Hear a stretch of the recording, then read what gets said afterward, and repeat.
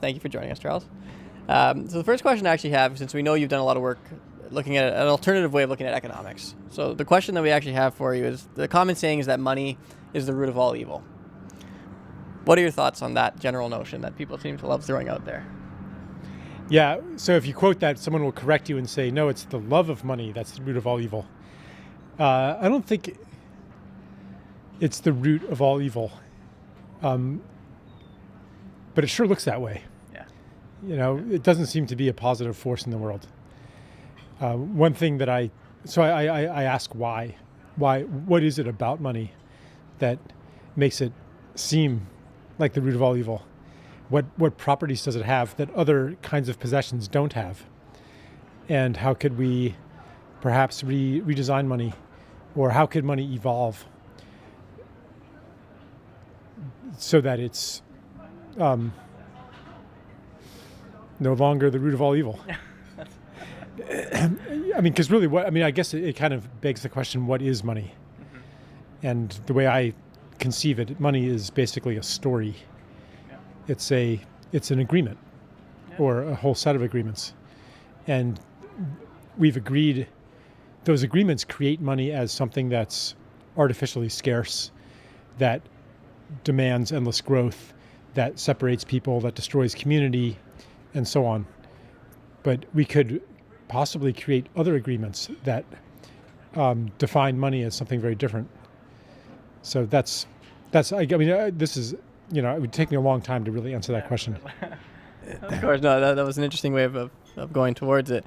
So, obviously you kind of alluded to it a little bit in there, but do you feel that money is a necessary part of this world moving forward, or do you see a potential world where it's no longer needed, and whether something comes into its place, or it just completely is no longer? Well, I think as the deep stories of our culture change, of our civilization,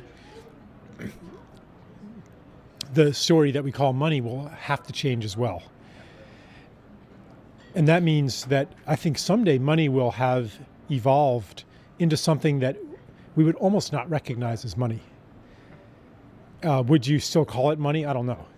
But I think we do need some way to coordinate human activity over a vast scale, yeah, and to direct resources to meet needs in a society where not everybody knows each other personally, and not everybody knows what everyone needs, yeah, and where people are doing things that are so specialized that they have to be coordinated with thousands or millions of other people all around the world.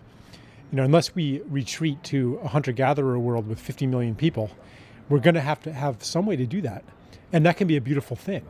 1 billion, 2 billion, 5 billion human beings can create things together that 50 million might not be able to. So we'll need some way to do that.